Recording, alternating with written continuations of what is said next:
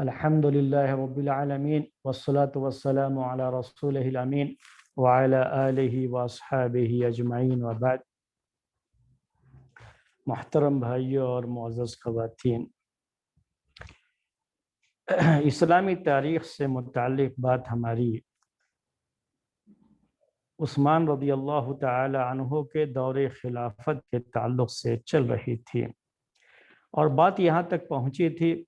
کہ ان کے دور خلافت میں شام کے علاقے میں، جہاں پر امیر معاویہ رضی اللہ تعالی عنہ گورنر تھے، انہوں نے عثمان رضی اللہ تعالی عنہ سے یہ درخواست کی تھی کہ بحری بیڑا اسلامی فوج میں شامل کیا جائے، یعنی سمندر کا سفر کر کے آگے بڑھ کر کے حملہ کرنے کا جو ہے سلسلہ شروع کیا جائے۔ لیکن انہوں نے پہلے اسے قبول نہیں کیا، کیونکہ ان سے پہلے عمر رضی اللہ تعالی عنہ کے دور خلافت میں بھی اس طرح کی پیشکش امیر معاویہ رضی اللہ تعالی عنہ کی طرف سے کی گئی تھی، تو انہوں نے بھی اس درخواست کو رد کر دیا تھا، کیونکہ اس میں زیادہ ڈر تھا اسلامی فوج کو اور لوگوں کے جان جانے کا زیادہ خطرہ تھا، تو اسے قبول نہیں کیا تھا۔ لیکن امیر معاویہ رضی اللہ تعالی عنہ کو یہ لگتا تھا کہ یہ بہت اہم ہے، اور یہ جو ہے تیاری اگر نہیں کی گئی تو ہمارے سامنے جو دشمن ہے، روم کی جو فوج ہے، اس کو پورے طریقے سے اس کی قوت کو اگر توڑنا ہے، اس پر غلبہ پانا ہے، تو اس سلسلے میں قدم آگے بڑھانا ہی ہوگا۔ تو پھر انہوں نے عثمان رضی اللہ تعالی عنہ کو خط لکھا، تو انہوں نے چند شرطوں کے ساتھ، کنڈیشن کے ساتھ اس کی اجازت دے دی، اور پہلا بحری بیڑا جو کشتیوں پر سفر کر کے، کشتی اس پر سفر کر کے دوسرے ساحل پر اتر کر وہاں دشمن سے مقابلہ کرنے کے لیے جو پہلی فوج تیار ہوئی، اور وہ بھی کافی جو ہے لوگ اس کے لیے تیار ہوئے تھے۔ میں نے یہ سب جو ہے پچھلے درس میں آپ کے سامنے پیش کیا۔ ایک صحابہ میں سے بھی بڑی جو ہے تعداد تھی، جن میں عبادہ بن صامت رضی اللہ تعالی عنہ بھی تھے، اور ان کے بیوی جو ہے ام حرام، جن کے بارے میں پیشن گوئی تھی پیارے نبی صلی اللہ علیہ وسلم کی، اور وہ اسی ساحل پر ان کی وفات بھی ہو گئی جانور سے گر جانے کی وجہ سے، اور جانور کا جو ہے پیر ان کے گردن پہ پڑ جانے کی وجہ سے ان کا وہیں پر انتقال بھی ہو گیا تھا۔ اور اس کی پیشن گوئی جو صحیح روایات میں موجود ہے، صحیح احادیث میں موجود ہے، اس کا ذکر بھی میرے بھائیوں میں نے آپ کے سامنے کیا تھا۔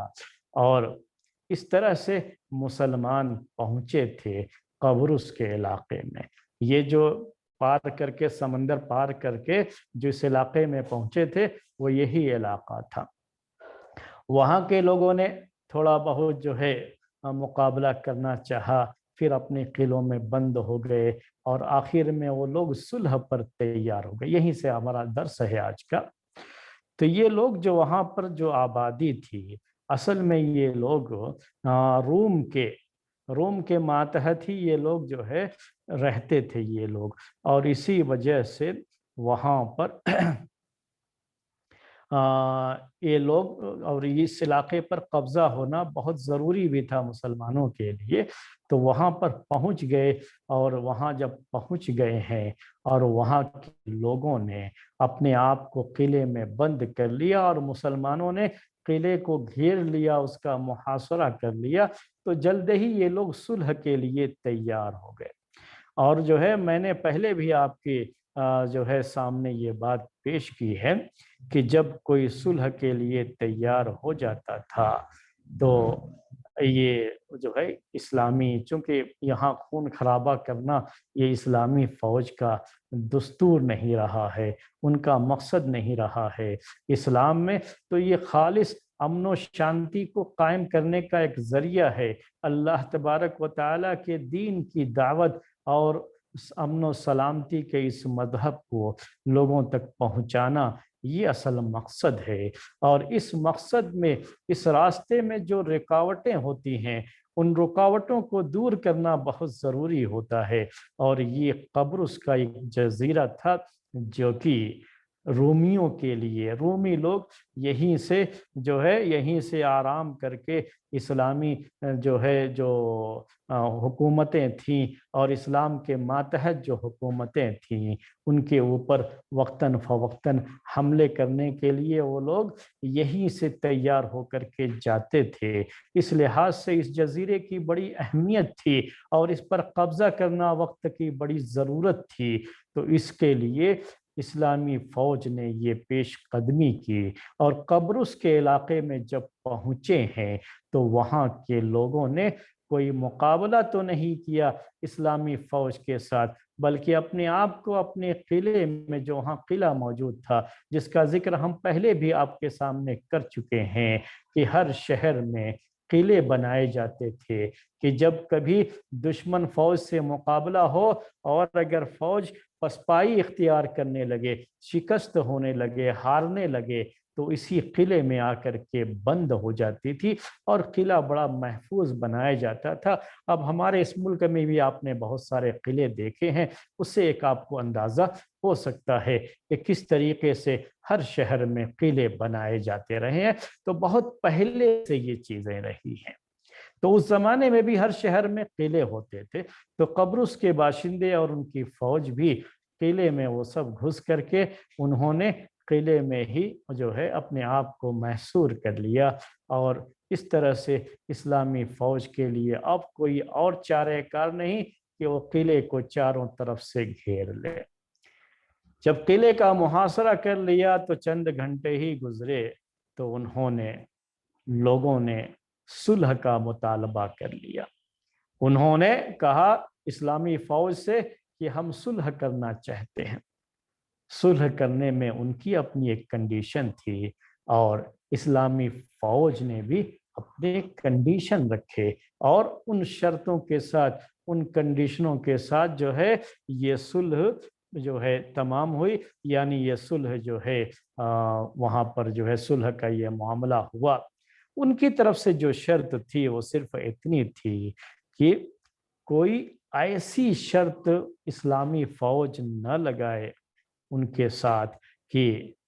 رومیوں سے جس میں مقابلے کا کوئی معاملہ ہو، رومیوں کے کسی معاملے میں انٹرفیئر کرنے کی کوئی بات ہو، ایسی کوئی شرط ہمیں قبول نہیں ہوگی، کیونکہ انہوں نے کہا کہ ہم رومیوں سے مقابلہ کرنے کی طاقت نہیں رکھتے، قبرص کے لوگ یہ رومیوں سے مقابلہ نہیں کر سکتے۔ انہوں نے یہی بات کہی اور اسی وجہ سے کہا کہ ایسی کوئی شرط ہمیں قابل قبول نہیں ہوگی۔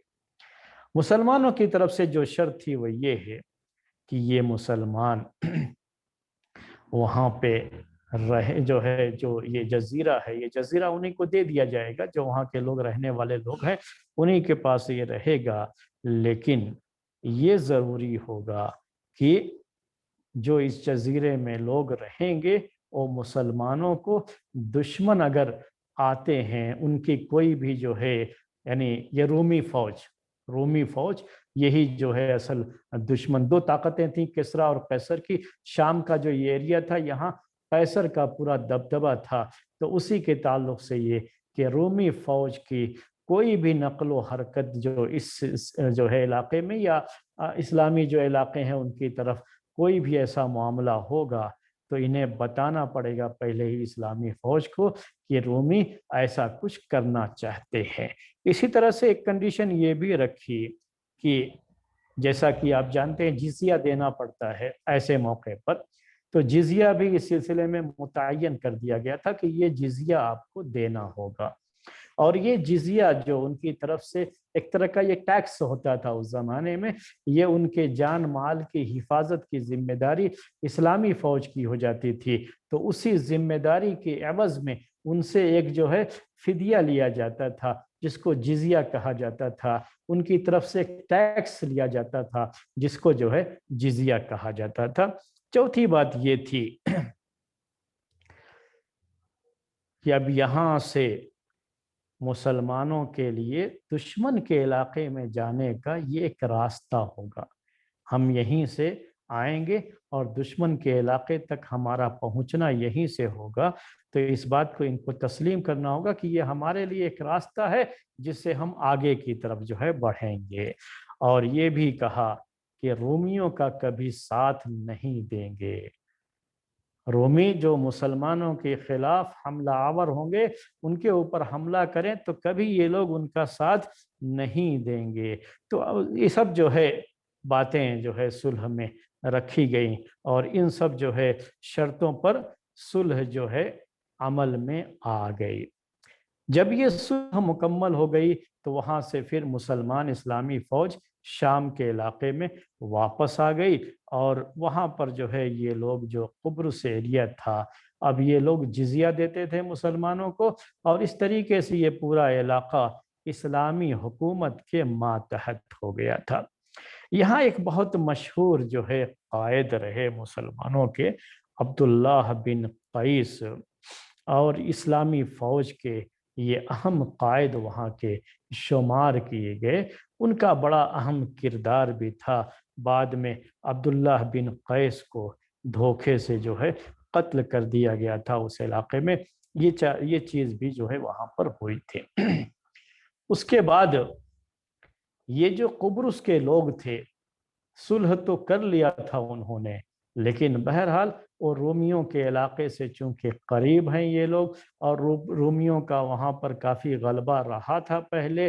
تو کہاں چھوڑنے والے تھے، رومیوں نے انہیں پریشان کرنا شروع کیا ادھر سے۔ تو اس طرح سے انہوں نے کیا کیا، جو صلح کی تھی مسلمانوں کے ساتھ، اس صلح کی جو شرطیں تھیں انہوں نے اس کی خلاف ورزی کرنی شروع کر دی، صلح کو توڑ دیا۔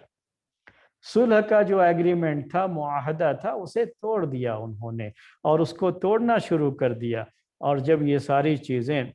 ہو جاتی ہیں تو یہ ایسے ہی نہیں ہوئیں، رومیوں کا کافی دبدبہ تھا، کافی دباؤ تھا ان کے اوپر، اور انہی کے دباؤ کے نتیجے میں اس علاقے کے لوگوں نے مسلمانوں کے ساتھ کیے گئے اپنے صلح کے عہد کو توڑنا شروع کر دیا، اور اس کی خلاف ورزی کرنا شروع کر دی۔ معاویہ رضی اللہ تعالی عنہ کو قبرص کے علاقے کے لوگوں کی یہ خیانت، ان کو اس کا علم ہوا۔ جب ان کو اس کا علم ہو گیا تو انہوں نے اب یہاں سے پھر سے جو ہے کوشش کی کہ کیا ان کے ساتھ کیا جائے، اور اس سلسلے میں جو بھی ان کی طرف سے جو ہے ہو سکتا ہے مشورے وغیرہ کرنا، ساری چیزیں کرنا، کیونکہ اس زمانے میں لوگوں کا طریقہ یہی تھا کہ خود کوئی فیصلہ کرنے کے بجائے عام طریقے سے مشورے کیا کرتے تھے۔ تو معاویہ رضی اللہ تعالی عنہ کو بھی قبرص کے لوگوں کی خیانت کا علم ہو گیا، تو انہوں نے پھر سے اس پر غلبے کا عزم جو ہے ظاہر کیا، اور یہ کہا کہ جب تک اسے اسلامی حکومت، اسلامی خلافت کے ماتحت نہ کر لیں تب تک جو ہے یہ چین سے نہیں بیٹھیں گے۔ اور اس طرح سے امیر معاویہ رضی اللہ تعالی عنہ کا یہ عزم، ان کا یہ پکا ارادہ عملی شکل اختیار کر گیا جب مسلمانوں نے اس جزیرے پر دوبارہ حملہ کیا۔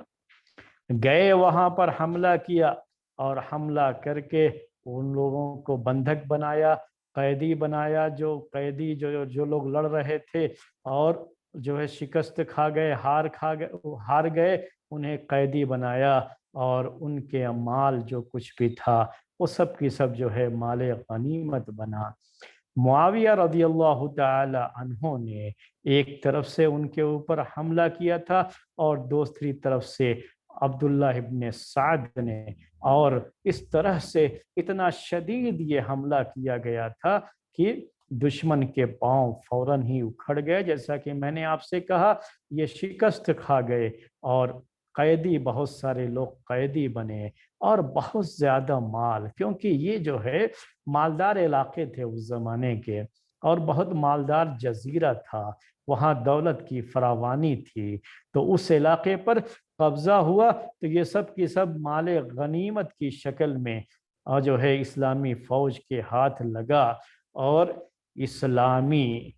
فوج کی جب جو ہے کہ اس غلبے کو دیکھا تو جو قبرص کا حاکم تھا اس نے پھر سے جو ہے صلح کے لیے ہاتھ بڑھایا۔ اب شکست کھا گئے ہیں، اسلامی فوج جو ہے غالب ہو رہی، تو پھر سے انہوں نے صلح کے لیے ہاتھ بڑھایا، صلح کی بات کہی تو امیر معاویہ رضی اللہ تعالی عنہ نے پھر سے جو پہلے کنڈیشن تھے انہی کنڈیشنوں کے ساتھ، انہی شرطوں کے ساتھ پھر سے صلح جو ہے اسی پر ان کو باقی رکھا امیر معاویہ رضی اللہ تعالی عنہ نے۔ لیکن پہلے ایک تجربہ ہو چکا تھا ان کی طرف سے جو ہے معاہدے کو توڑنے کا، ان کی طرف سے بے وفائی کا جو ہے داغ لگ چکا تھا، ایک جو ہے دھبا ان کے اوپر بے وفائی کا جو لگ چکا تھا، قبرص کے لوگوں پر بے وفائی کا جو دھبا لگا ہوا تھا، اس کی وجہ سے پیش بندی کے طور پر امیر معاویہ رضی اللہ تعالی عنہ نے اس مرتبہ ان پر مکمل بھروسہ اور اعتماد نہیں کیا، بلکہ وہاں پر اپنی فوج کا ایک حصہ وہیں پر چھوڑ دیا۔ صلح کے بعد بھی اسلامی فوج کا ایک حصہ وہیں پر رہے گا، اور وہ کسی بھی طرح کا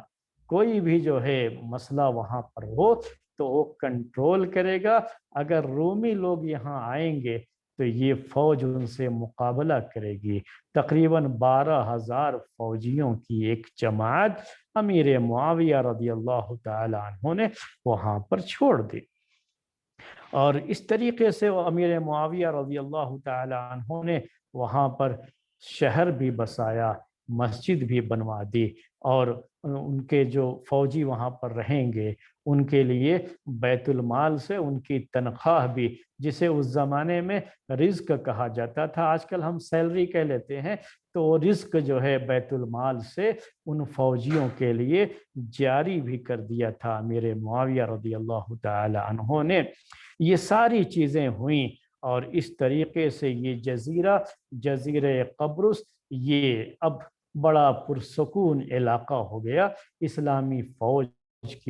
کی وہاں موجودگی اب ان کو کسی بھی طرح کی بے وفائی یا عہد شکنی سے اب ان کو روکے گی بھی، اور دشمن کو بھی مجبور کرے گی کہ وہ کسی طرح کی کوئی غلط حرکت اس علاقے میں نہ کریں، کسی طرح کی کوئی پریشانی نہ ہو۔ یہ ساری چیزیں جو ہے سامنے رکھ کر کے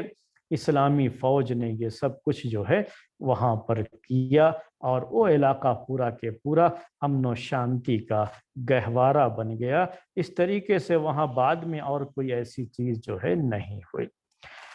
اب یہ جو ہے اسی سلسلے کو سامنے رکھ کر کے لوگوں نے ایک بات کہی اس سلسلے میں کہ یہ لوگ یعنی رومی لوگ اور قبرص کے لوگ جو ہے یہ کافی جو ہے ذلت بھری زندگی بسر کر رہے تھے۔ پہلے رومیوں کا غلبہ تھا ان کے اوپر، اور اس کی وجہ سے کافی جو ہے یہ لوگ ذلت کی زندگی بسر کر رہے تھے، اور جب اسلامی فوج کا ان کے اوپر غلبہ ہو گیا تو ابھی بھی وہ جزیہ دے کر کے وہاں رہیں گے، تو یہ بھی ایک طرح سے ان کے لیے ذلت کی بات ہی ہوتی ہے۔ اور اسی سلسلے میں یہ بات ایک جملہ ہے جو بہت مشہور ہوا تھا، وہ جملہ یہ تھا کہ ما احون الخلق علی اللہ اذا هم عصوا، کہ جب اللہ تعالیٰ کی مخلوق اللہ تعالیٰ کی نافرمانی کرتی ہے تو کتنی ذلیل ہو جاتی ہے، اور کتنی ذلت بھری زندگی جو ہے بسر کرتی ہے۔ یہ بات جو ہے کب کہی گئی تھی اور اس بات کی کیا اہمیت ہے، اس بات کو سمجھنے کے لیے بہت ضروری ہے کہ آپ اس پورے جو ہے معاملے کو سامنے رکھیں۔ یہ اس اہل قبرص کے تعلق سے یہ بات جو ہے ذکر کی گئی کہ جب یہ لوگ جو ہے پھر سے اسلامی حکومت کے تحت آ گئے اور جزیہ دے کر کے اسی صلح کے ساتھ ان کو پھر سے برقرار رکھا گیا، تو یہ ابو الدرداء رضی اللہ تعالی عنہ انہوں نے ہی یہ بات کہی تھی جو ابھی میں نے آپ کے سامنے پیش کی۔ ابو الدرداء رضی اللہ تعالی عنہ جو مشہور صحابی ہیں کہ اللہ کی مخلوق جب اللہ کی نافرمان ہو جاتی ہے تو کتنی ذلیل ہو جاتی ہے، کتنی ذلت بھری زندگی اسے بسر کرنی ہوتی ہے۔ تو کب کہا تھا یہ ابو الدرداء رضی اللہ تعالیٰ عنہ نے؟ یہ ایک آج کے درس کا یہ بڑا اہم جو ہے یہ ہے، اسی کو یعنی تاریخ اسی مقصد سے ہم لوگ پڑھتے ہیں۔ جب غلبہ حاصل ہو گیا تھا قبرص کے علاقے پر اور صلح وغیرہ سب پوری ہو گئی تھی، تو اس موقع پر جو ہے یہ جملہ، یہ سینٹنس ابو الدرداء رضی اللہ تعالی عنہ نے کہا تھا، اور اس کی پوری تفصیل یہ ہے کہ جبیر بن نفیر کہتے ہیں کہ جیسا کہ روایت میں ہے کہ وہ گئے تو ابو الدرداء رضی اللہ تعالی عنہ جنہوں نے دشمن کے قیدیوں کو دیکھا تو دیکھ کر کے انہوں نے رونا شروع کر دیا، اور روتے ہوئے انہوں نے یہ بات کہی تھی۔ اور جب ان کو روتا ہوا دیکھا، جبیر بن نفیر نے ابو الدرداء رضی اللہ تعالیٰ عنہ کو روتا ہوا دیکھا تو ان سے پوچھا کہ اتبکی وَهَذَا يَوْمٌ أَعَظَّ اللَّهُ فِيهِ الْإِسْلَامَ وَأَهْلَهُ، کہا کہ کیا آپ رو رہے ہیں، آنسو بہا رہے ہیں، جبکہ یہ ایک ایسا دن ہے جس دن اللہ تبارک و تعالی نے اسلام کو اور مسلمانوں کو عزت دی ہے، غلبہ دیا ہے۔ اس جو ہے غلبے اور عزت کے دن اور فتح کا جشن منانے کا جو دن ہے، خوشی منانے کا دن، اس وقت آپ کی آنکھوں میں آنسو، یہ جو ہے سوال کیا ان سے جبیر بن نفیر نے۔ کوئی بھی سوال کرے گا یہ کہ فتح کا لوگ جشن مناتے ہیں، لیکن اسلامی فوج کو دیکھیے میرے بھائی، یہ پہلو سوچ لیں، یہ صحابی رسول ہیں ابو الدرداء رضی اللہ تعالی عنہ، یہ موقع ہے ابو الدرداء رضی اللہ تعالی عنہ کے تعلق سے، ان کی زندگی کے تعلق سے صحیح احادیث میں جو آپ پڑھ چکے ہیں، آپ سن چکے ہوں گے کہ کیسے یہ دن کو روزہ رکھتے تھے اور راتوں کو جو ہے جاگا کرتے تھے۔ ایک مرتبہ ان کے ساتھ جس صحابی کا بھائی چارہ کروایا تھا، غالباً سلمان رضی اللہ تعالی عنہ ہیں، وہ اللہ کے رسول صلی اللہ علیہ وسلم نے بھائی چارہ کروایا تھا۔ جب وہ ان کے پاس گئے اور دیکھا کہ ان کی بیوی معمولی کپڑے پہنے ہوئے بغیر زیب و زینت کے ایسے ہی گھر میں ہیں جیسے کوئی نوکرانی رہتی ہو، تو پوچھا ان سے کہ یہ کیا؟ یعنی ایسا جو ہے حلیہ عورتوں کا اس وقت ہوتا تھا صحابہ کے دور میں جب ان کے شوہر کہیں سفر میں ہوتے تھے، تو اس وقت وہ بناؤ سنگار نہیں کرتی تھی، زیب و زینت نہیں کرتی تھی، کیونکہ عورت تو اپنے شوہر کے لیے زیب و زینت کرتی ہے، اور جب شوہر موجود نہ ہو تو کسی طرح کی زینت اختیار نہیں کرتی۔ تو جب یہ کیفیت دیکھی، جب حالانکہ ابو الدرداء رضی اللہ تعالیٰ عنہ جو ہے سفر میں نہیں تھے، وہیں تھے، گھر ہی پہ تھے، اور انہی سے ملنے کے لیے گئے ہوئے تھے، یہ ان کے گھر پر تھے، اور یہ کیفیت دیکھی تو پوچھا ایسا کیوں، آپ ایسے کیوں رہ رہی ہیں؟ تو کہا کہ میں کیا کروں، تمہارے بھائی ابو الدرداء کو تو میری طرف دیکھنے کی فرصت ہی نہیں ہے، دن کو روزہ رکھتے ہیں، راتوں کو قیام کرتے ہیں، رات بھر قیام کرتے ہیں، دن کو روزے میں گزار دیتے ہیں،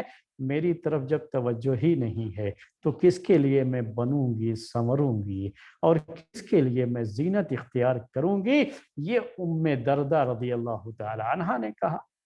تب جو ہے وہاں سے جو ہے ان کے جو ساتھی تھے سلمان رضی اللہ تعالیٰ عنہ، انہوں نے بہرحال ان کو سمجھایا، بتایا، اور کس طریقے سے ہر ایک کا اپنا حق ہوتا ہے، بیوی کا بھی اپنا حق ہوتا ہے، تو اس کی طرف بھی توجہ دلائی۔ تو یہ میں کہنا چاہ رہا ہوں کہ کس طرح سے فقیرانہ زندگی ابو الدرداء رضی اللہ تعالیٰ عنہ کی ہوتی تھی، اور کتنے اللہ متقی اور پرہیزگار آدمی تھے یہ، اس کی طرف جو ہے میں نے اشارہ کر دیا اس روایت کی روشنی میں، یہ سمجھنے کے لیے کہ اس موقع پر جب کہ علاقہ فتح کر لیا گیا تھا، تو ابو الدرداء رضی اللہ تعالی عنہ قیدیوں کو دیکھ کر کے، یہ قیدی لوگ جو ہے بیڑیوں میں جکڑے ہوئے ہوتے تھے، ان میں دیکھ کر کے آنسو بہا رہے ہیں، رو رہے ہیں۔ تو جبیر بن نفیل نے ان سے کہا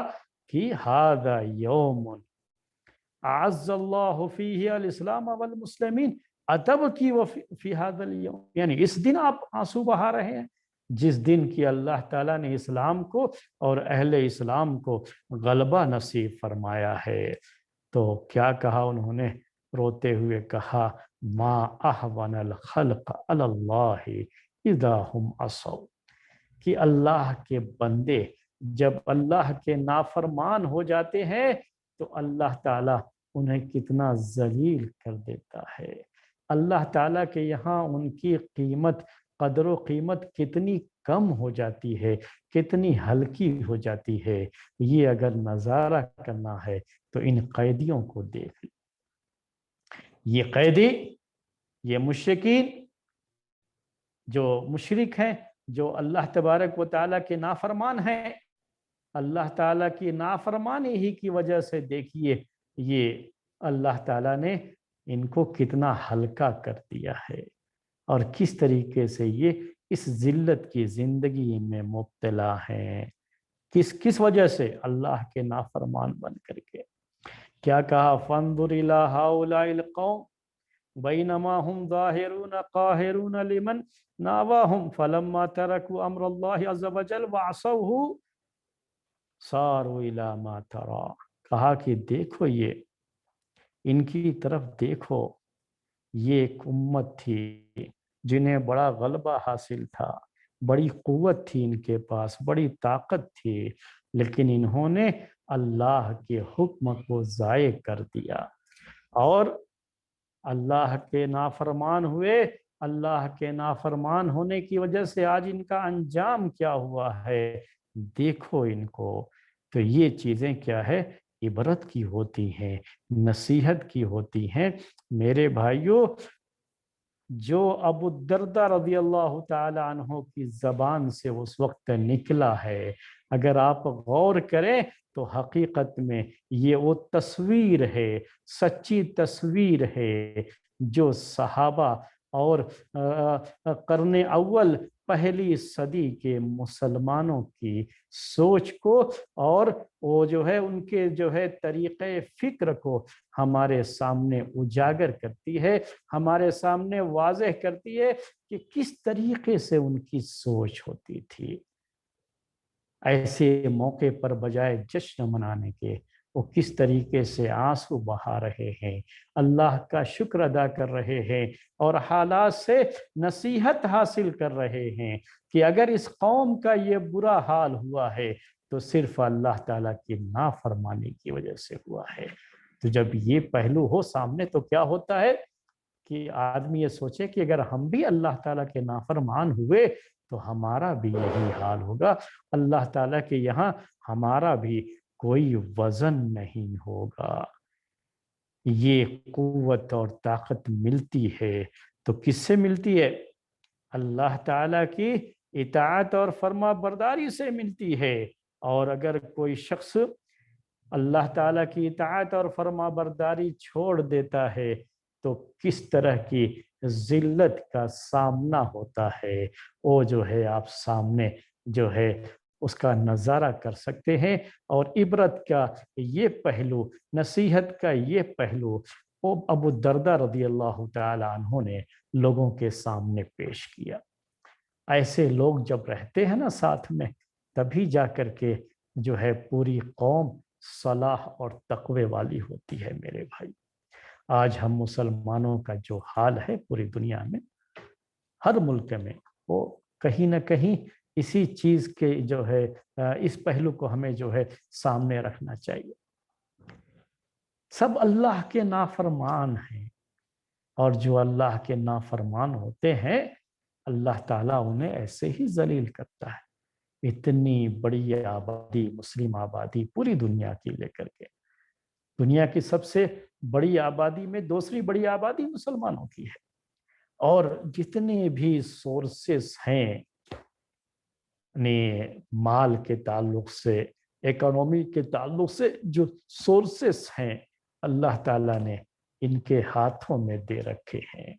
और इसी तरीके से जो दुनिया के नक्शे के लिहाज से, दुनिया के मैप के लिहाज से जो इंतहाई अहमियत के हामिल इलाके हैं, जिनका स्ट्रैटेजिक जो है की बड़ी अहमियत है, उस लिहाज से ऐसी तमाम जगहें खुद मुसलमानों के पास हैं। सब कुछ अल्लाह ताला ने इनको दिया, दौलत की फरावानी है, और अल्लाह ताला ने अपनी दौलत के ख़जाने इनके लिए खोल दिए, उन इलाकों पर इन्हें गलबा दिया। लेकिन क्या है, अल्लाह ताला की नाफरमानी में सब मुब्तला हैं, जिसकी वजह से सब कुछ होते हुए भी दूसरों की तरफ देखते हैं। कितना अजीब लगता है जब हम ये सुनते हैं कि 57 इस्लामी मुल्क होते हुए भी जब फिलिस्तीन पर दुश्मन हमला करता है तो ये लोग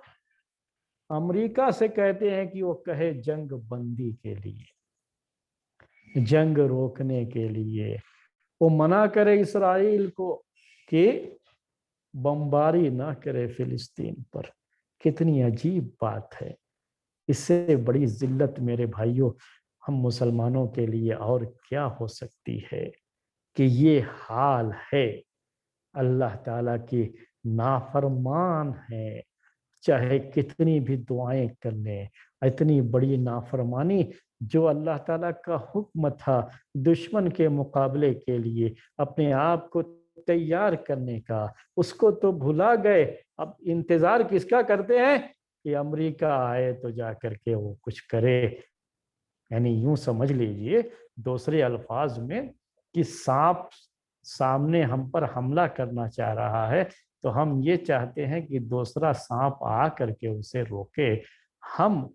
उसके खिलाफ अपनी लाठी और अपनी ताकत, अपने आप को उस काबिल बनाएं। इसके बारे में हमें सोचने की कोई ज़रूरत नहीं। तो इससे बड़ी और जिल्लत क्या हो सकती है। ये है जिल्लत की अहम वजह मेरे भाइयों और बहन। उसके बाद जब ये कब्रुस का इलाका फिर से मुसलमानों के हाथ में आ गया तो अभी हमने आपसे कहा कि उसमें काफ़ी जो है यानी वहाँ पर वो इलाका जो है काफ़ी मालदार इलाका था, तो काफ़ी जो है माल गनीमत भी इस्लामी फ़ौज के हाथ लगा। अमीर मुआविया रदी अल्लाह तआला अन्हु से उस मौके पर उबादा बिन सामित रदी अल्लाह तआला अन्हु ने कहा कि इसको पूरी अमानतदारी के साथ माल गनीमत तकसीम होना चाहिए। उनको याद दिलाया कि पूरी अमानतदारी के साथ ये तकसीम होना है। ऐसा नहीं था कि अमीर मुआविया रज़ी अल्लाह तआला अन्हु उबादा बिन सामित पर गुस्सा हो जाए कि तुम कौन होते हो मुझे नसीहत करने वाले इस सिलसिले में, और तुम कौन हो जो है क्या समझते हो कि मैं कोई खयानत करता हूँ, मैं माल गनीमत को सही तरीके से तकसीम नहीं करता हूँ। कुछ नहीं, एक याद दहानी थी जो कि उबादा बिन सामित रज़ी अल्लाह तआला अन्हु ने करवाई, और वो बड़ा जिगर और दिल अमीर मुआविया रज़ी अल्लाह तआला अन्हु का कि जिन्होंने इसे एक अच्छी चीज समझते हुए खुद जो है उबादा बिन सामित रज़ी अल्लाह तआला अन्हु ही से कहा कि ऐसा है कि आपको मैं ये जिम्मेदारी देता हूँ कि आप माले गनीमत को जो उसके मुस्तहिक हैं और जितना जिसका हक है आप उसको जो है तकसीम कर दीजिए। जब कहा था उबादा बिन सामित ने कि इत्तक़िल्लाह या मुआविया वक़्सिमिल गनाइम अला वजहिहा वला तुअती मिनहा अहदन अक्सर मिन हक़्क़िही, कि ऐ मुआविया अल्लाह का तक़वा इख्तियार करो और गनीमत का ये माल जैसे तकसीम करना है वैसे ही तकसीम करो और किसी को भी उसके हक से ज़्यादा नहीं देना है। तो अमीर मुआविया रज़ी अल्लाह तआला अन्हु ने उनकी इस नसीहत को कबूल किया। ये सहाबा का मकाम और मर्तबा है। वो अमीर थे, मुआविया रज़ी अल्लाह तआला अन्हु गवर्नर थे और उबादा बिन सामित उनके मातहत थे, लेकिन उन्होंने नसीहत किया तो उनकी नसीहत को उन्होंने बुरा नहीं माना, बल्कि क्या किया अमीर मुआविया रज़ी अल्लाह तआला अन्हु ने कहा कि क़द वल्लैतुका क़िस्मतल गनाइम, کہ اے عبادہ بن صامت، میں تم کو غنیمت کا یہ مال تقسیم کرنے کی ذمہ داری سونپتا ہوں۔ لیس احد بالشام افضل منک، تم سے یہاں شام کے اس علاقے میں اے عبادہ بن صامت تم سے افضل کوئی شخص نہیں ہے، سب سے مناسب آدمی تم ہی ہو جو اس مال غنیمت کو تقسیم کرے۔ اور انہوں نے کہا کہ آپ اس مال غنیمت کو تقسیم کر دیجئے، اور انہوں نے بھی کہا اللہ کا تقوی، اللہ کا خوف، اس کے عذاب کا خوف جو ہے دل میں رہے، اور اس کے ساتھ آپ تقسیم کیجئے۔ فَقَسَمَهَا عُبَادَ بَيْنَ أَهْلِهَا وَأَعَانَهُ أَبُو الدَّرْدَاء وَأَبُو أُمَامَہ۔ تو اس طریقے سے عبادہ بن صامت رضی اللہ تعالی عنہ نے اسے تقسیم کیا اور مدد کیا ان کی ابو الدرداء اور ابو امامہ رضی اللہ تعالی عنہما نے، اور مال غنیمت کی تقسیم کا یہ عمل وہاں پر جو ہے مکمل ہوا۔ یہ چند باتیں تھیں میرے بھائیوں اس اسلامی تاریخ کے تعلق سے عثمان رضی اللہ تعالی عنہ کے خلافت کے اس واقع قبرص کے اس علاقے کی طرف سے جو باتیں وہاں پر ہوئیں، جو مسئلہ ہوا، وہ میں نے آپ کے سامنے پیش کیا۔ عبرت اور نصیحت کی جو باتیں تھیں اس کی طرف بھی میں نے اشارہ کیا، اور آج کا درس ہم اسی پر ختم کرتے ہیں۔ اس کے بعد ہماری انشاءاللہ عربی کی کلاس ہوگی اور آپ لوگ اس میں شرکت کریں۔ سبحانک اللہم و بحمدک اشہد ان لا الہ الا انت استغفرک و اتوب الیک۔